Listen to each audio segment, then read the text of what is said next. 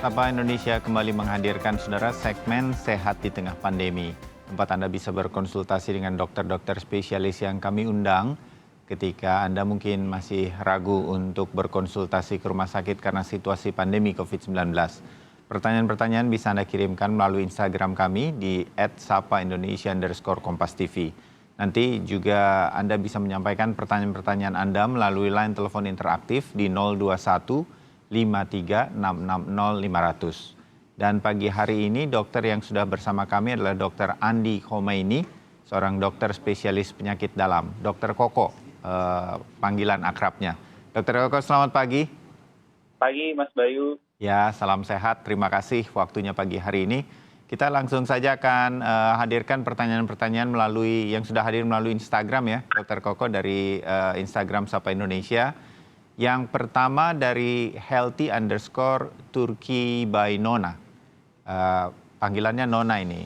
Saya Nona, dokter, berusia 44 tahun. Saya gemar berolahraga naik kuda. Tapi 3 tahun lalu saya jatuh dari kuda dengan posisi terjungkal atau punggung lebih dulu. Hampir tidak bisa bergerak selama 15 menit. Di MRI, tetapi tidak ada masalah pada tulang punggung saya. Tapi sekarang sudah 1 tahun ini saya didiagnosa bahwa ada 2 ruas tulang punggung saya, nomor 4 dan nomor 5 yang posisinya menyebabkan punggung bagian bawah saya sakit. Sudah fisioterapi. Sekarang saya rutin berjalan 12 km setiap hari. Sakitnya sudah berkurang, tetapi kenapa sakit punggung saya ini terasa saat saya berdiri? Apa karena posisi tulang punggung saya yang terlalu melengkung? Bagaimana dokter? Terima kasih. Dokter Koko. Jadi untuk Mbak Nona barangkali Iya. ya. Ini kan beliau ini sudah 3 tahun yang lalu MRI-nya.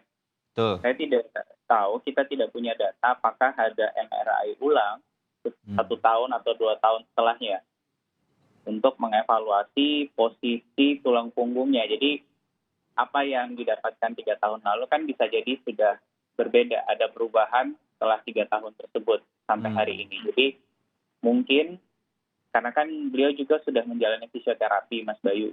Iya. Nah, biasanya dokter atau dan tenaga kesehatan yang melakukan perawatan itu akan memberikan anjuran-anjuran. Semisal ini harus kita lakukan CT scan atau MRI ulang untuk mengevaluasi bagaimana posisi dari tulang belakangnya. Dan yang perlu dievaluasi untuk nyeri dimanapun itu, terutama di persendian dan daerah tulang, itu bukan hanya posisi tulangnya saja. Karena nyeri ini hasil resultante, dia itu hasil joint kolaborasi dari tekanan yang dialami oleh diskusnya dari tulang belakangnya, kemudian bagaimana kondisi persendiannya, bagaimana pembungkus persendian itu, dan juga bagaimana pada saat terjadi perubahan posisi. Jadi hal-hal seperti inilah yang harus dievaluasi. Juga termasuk ototnya. Jadi ada 4 dan sampai 5 komponen yang bisa menentukan terjadinya sebuah nyeri, mempengaruhi sebuah nyeri di tempat manapun di daerah yang kita anggap ini kayaknya daerah tulang ini bermasalah. Padahal tulang itu tidak bekerja sendiri. Ada persendiannya, ada selubung pembungkus persendiannya, ada ototnya, dan juga ada selaput pembungkus dari seluruh jaringan itu lagi. Itu yang harus dievaluasi. Ya, oke. Mudah-mudahan Nona atau Mbak Nona ini bisa kemudian menjalankan saran dari Dokter Koko untuk memeriksa minimal MRI sekali lagi supaya ketahuan lebih jelas. Begitu ya Dokter Koko ya? Nanti dia akan konsultasi dengan dokter yang memeriksa apakah diperlukan MRI atau pemeriksaan yang lain. Dan saran yang sederhana selain MRI yang mungkin bisa dilakukan adalah mengevaluasi berat badannya, apakah berlebih atau enggak. Dan olahraga yang mungkin dilakukan sekarang selain fisioterapi juga bisa berenang. Karena berenang itu kan memindahkan sebagian bobot ke air, jadi tidak akan terlalu beri tekanan ke komponen-komponen yang lagi meradang atau bisa menyebabkan nyeri tadi. Oke, baik. Sekarang kita beralih ke pertanyaan kedua dari @Eliza Rahmatika. Selamat pagi dokter, saya mengalami sakit di bagian punggung dekat tulang belikat. Sudah 2 hari ini terasa nyeri hingga menyebabkan rasa sakit ketika batuk, bersin, dan menarik nafas dalam. Apa yang harus saya lakukan dokter? Nah, kenapa ini dokter Koko? Nah, ini yang sama Mbak Elisa ini kita kan belum tahu ya, apa sih yang terjadi 2 hari kemarin ini apa? Yang Ya, sebelum beliau merasa nyeri, apa yang kejadian? Apakah misal terjadi trauma seperti pada Mbak Nona? hmm, Apakah terjadi benturan atau dia kemudian ada posisi yang keliru saat mengangkat sebuah beban, ya, angkat barang kan itu bisa terjadi sampai kemudian ada sensasi nyeri ini. Ini juga harus dievaluasi dulu. Kenapa? Apa yang terjadi 2 hari yang lalu? Nah, yang mungkin bisa dilakukan secara mudah itu adalah mencari obat-obat anti nyeri yang dijual bebas, hmm, yang over the counter. Misal paracetamol atau aspirin atau ibuprofen. Di tempat yang sakit, mereka Mbak Elisa itu bisa melakukan kompres karena masih 2 hari ya. hmm. Kompresnya biasanya kalau masih fase di awal ini itu lebih ngaruh kalau kita melakukan kompres dengan kompres dingin. Oke, Jadi, tapi kalau setelah dilakukan evaluasi 1-2 hari sudah minum obat, sudah istirahat, kemudian juga mengistirahatkan terutama di area yang sakit ya, ternyata masih juga nyeri, maka sebaiknya tetap diperiksakan ke dokter. oh, Jangan sampai ada hal-hal yang lain yang harus dilakukan yang lebih serius dibanding upaya yang bisa dilakukan mandiri. oke. Ya, mudah-mudahan bisa dilakukan oleh Mbak Elisa. Yang ketiga sekarang pertanyaan dari netizen dari @mahdibecak. Saya Oke, berusia 60 tahun sekarang, tangan kanan pada sendi bahu terasa sakit jika digerakkan ke atas. Kata ya. orang, ini asam urat. Benarkah dokter? Ini asam urat. Bagaimana kemudian kalau asam urat solusinya? Terima kasih. Dokter Koko. Oke. Jadi kalau dilihat ya dari yang disampaikan oleh Mahdi Becak Ya, itu memang usianya sudah tergolong warga senior ya, dan betul. ini memang rentan terjadi masalah di tulang, otot, dan sendi.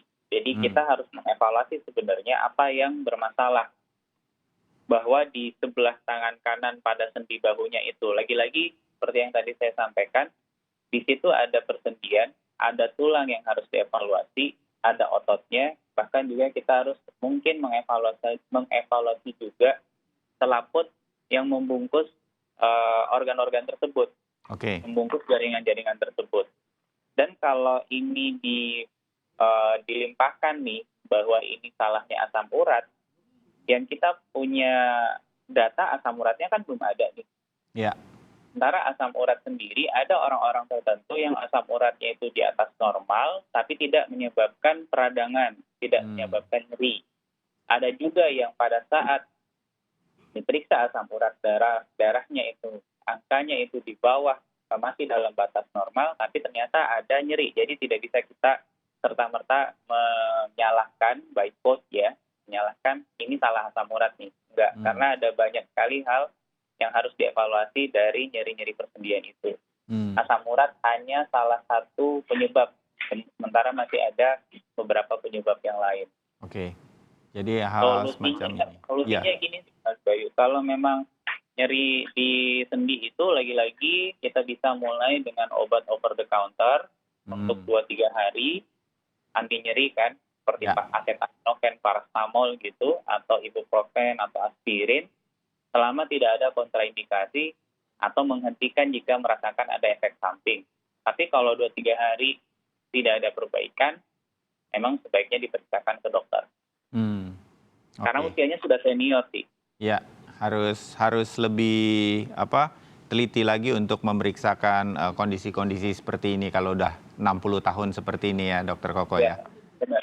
Oke, sekarang pertanyaan terakhir dari netizen dari @ardi Siregar. Dokter, usia saya 42 tahun, bawah mata kaki kiri saya bengkak dan nyeri untuk berjalan. Rasa sakit ini sering hilang dan timbul. Saya sudah urut, tapi masih juga terasa nyeri. untuk info, hasil asam urat 6 miligram, Dok. Iya. Jadi mohon penjelasannya. Itu asam uratnya baik atau tidak tuh, Dokter Koko?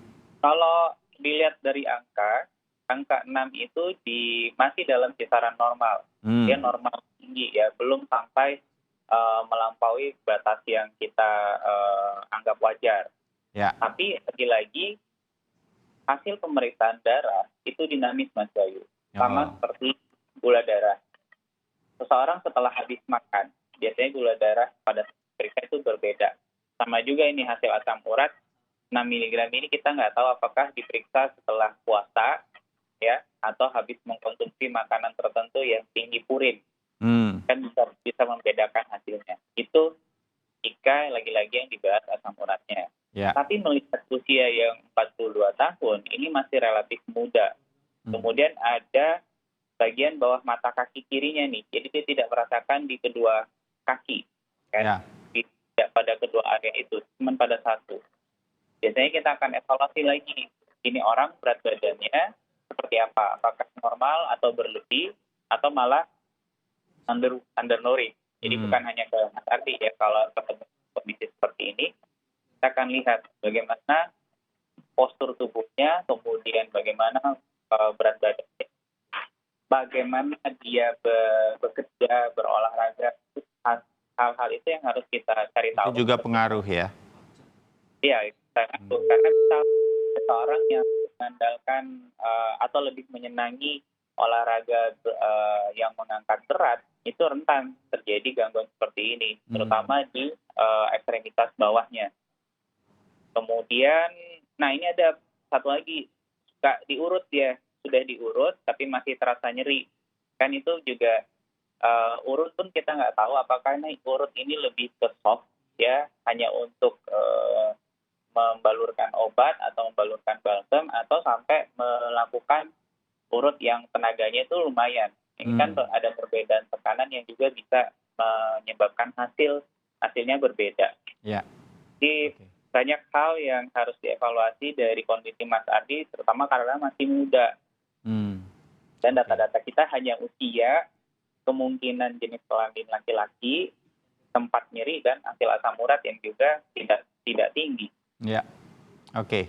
Mudah-mudahan nanti bisa makin jelas apa yang kemudian dirasakannya dan bisa diatasi. Baik, terima kasih Dokter Koko untuk saran-sarannya untuk Pak Ardi Siregar ya. Dan kita masih akan tetap di Sehat di Tengah Pandemi. Kita jeda dulu untuk kemudian nanti menjawab 2 line telepon interaktif yang sudah bersiap-siap akan dijawab juga oleh Dokter Koko. Tetap bersama kami. Masih di Sehat di Tengah Pandemi, masih bersama Dokter Koko atau Dokter Andi Khomeini, spesialis penyakit dalam.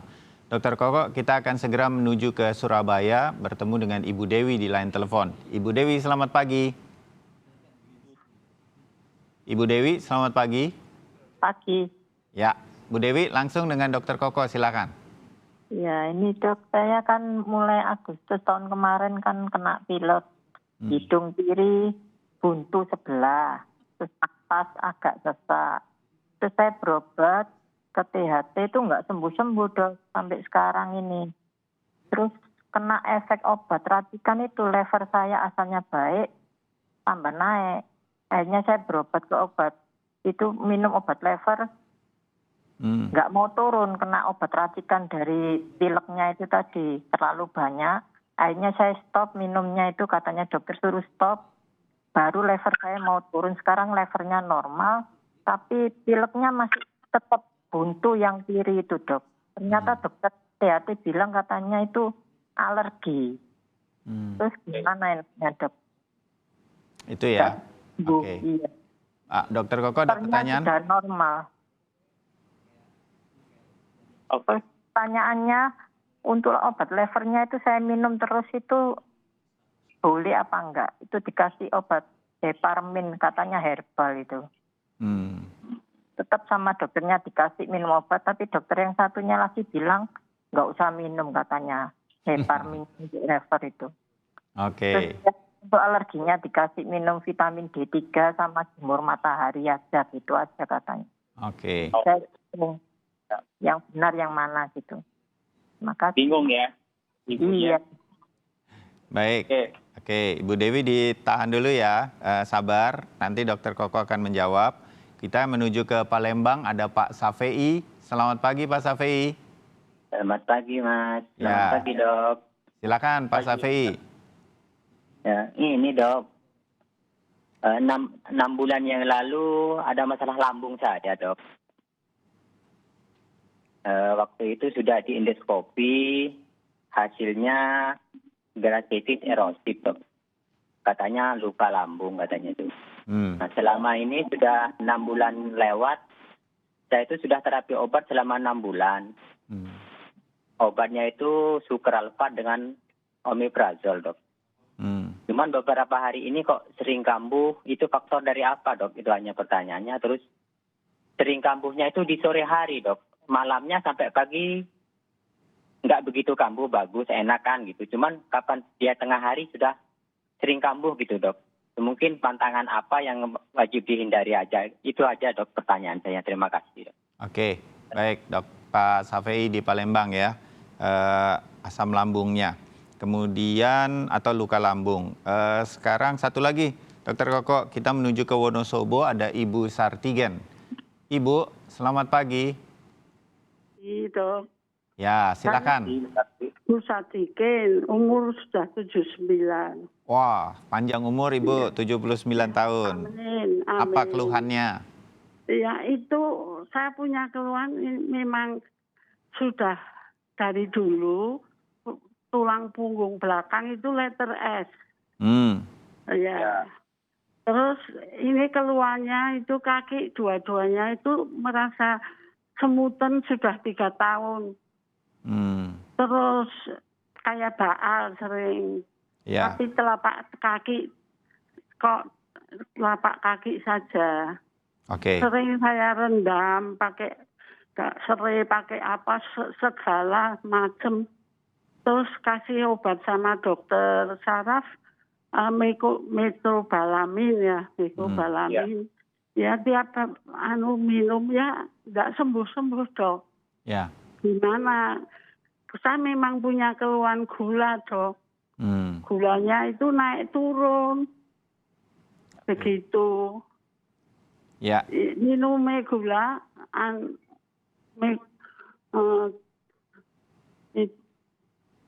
minum obat gula juga.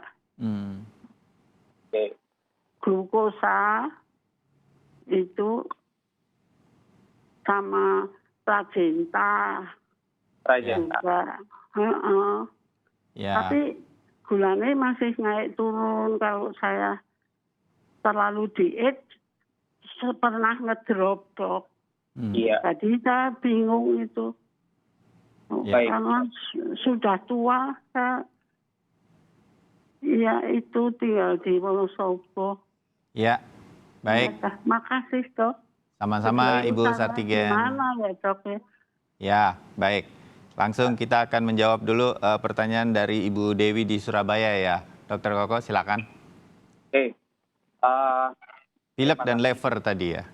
Ya, Ibu Dewi itu tadi menyampaikan beliau sudah mulai dari pertengahan tahun lalu kalau tidak salah ya, menyampaikan bahwa dia punya gangguan di hidungnya. Betul. Jadi mampet gitu sebelah.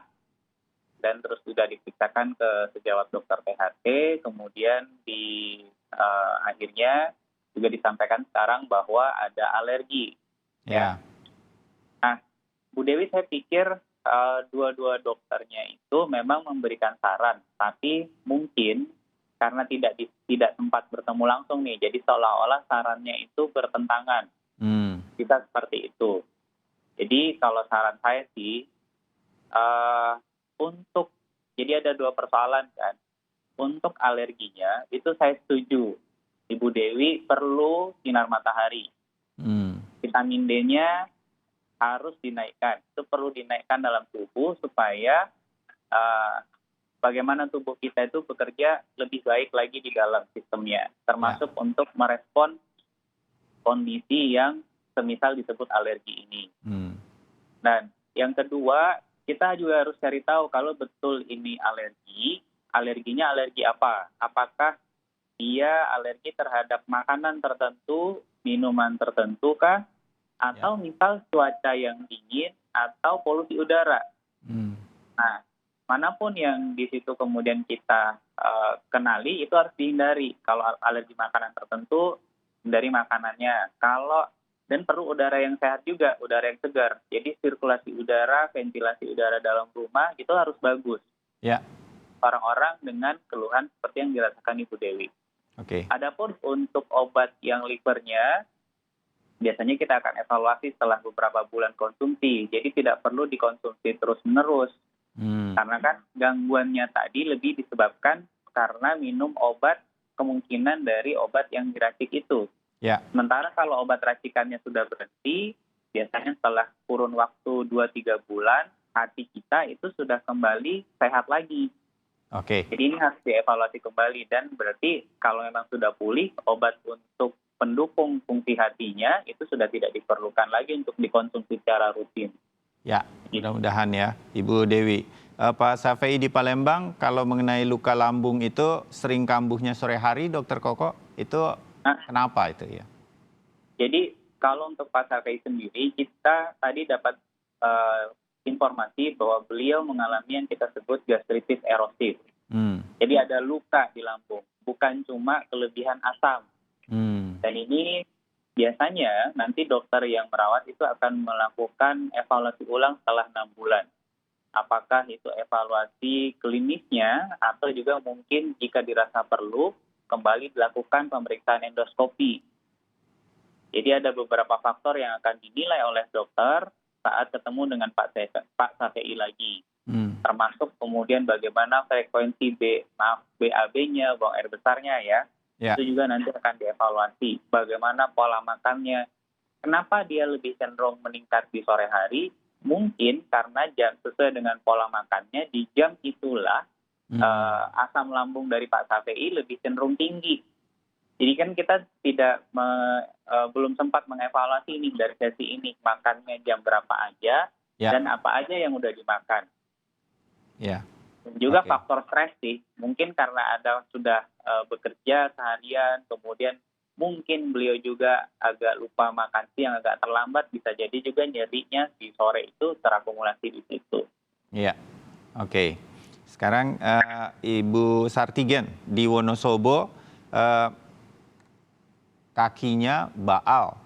Sudah 2 tahun terakhir ini kalau sudah diberikan obat apapun tapi tidak hilang-hilang.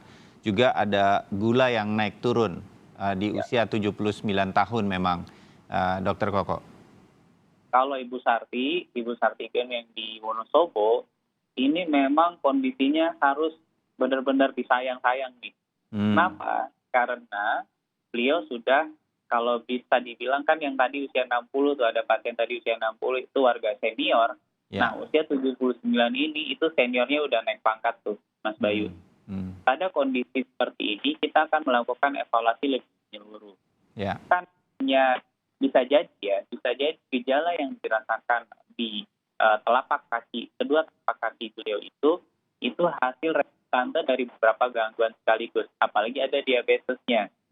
Apakah karena massa ototnya yang berkurang, apakah sirkulasi darahnya itu lancar, bagaimana kondisi tulang, persendian, dan pembungkus persendiannya itu juga nanti dievaluasi. Saran saya ke Ibu Sartigen, itu jelas beliau tentu perlu bermitra, berpartner dengan dokternya, rutin kontrol itu satu. Mengikuti nasihat dan juga berdiskusi dengan dokter, mencari jalan yang solusi yang paling oke yang bisa dilakukan pada usia beliau sekarang. Itu yang kedua. Yang ketiga, bagaimana beliau sebisa mungkin itu ditata kembali, bagaimana gizinya dicukupi, kemudian berjemur juga akan membantu ya. Kemudian bisa jadi diberikan itu alas kaki yang lebih membuat nyaman kedua kakinya. Jadi jangan hanya mengandalkan obat-obatan saja, tapi karena ada masalah di lokal di kakinya, mungkin di situ pun harus ada alas kaki yang dimodifikasi. Tapi ini nanti dari dokter pun akan menilai. Bisa jadi dia perlu tambahan bantalan di tempat-tempat tertentu. Itu nanti disesuaikan dengan kondisi kaki Ibu Sarti sendiri. Ya, baik. Terima kasih Dokter Koko atau Dokter Andi Komaini, spesialis Untuk penyakit ketiganya dalam. nih Mas Bayu, titipan. Ya, Untuk ketiganya, bagi yang alergi tadi itu turunkan stres, bagi yang sakit lambung juga turunkan stresnya, ya. bagi Ibu Sarti juga sama, itu lebih banyak pikir-pikir lagi supaya stresnya juga bisa berkurang. Karena kalau stresnya berkurang, nyeri juga insya Allah bisa turun. Jadi pikiran itu juga penting ya, Dokter Koko ya. Kita gunakan seluruh elemen pengobatan yang bisa. Dan semoga itu jadi resultantenya jadi bagus juga ke semua pasien. Baik, ya. Mudah-mudahan sarannya diterima dengan baik. Baik, Dokter Andi Komaini, terima kasih waktunya pagi hari ini untuk menjawab semua pertanyaan, baik melalui netizen atau Instagram, dan juga melalui line telepon. Terima kasih, kita ketemu lagi lain waktu. Selamat pagi, Dokter Koko. Pagi. Dan itulah tadi sehat di tengah pandemi untuk hari ini.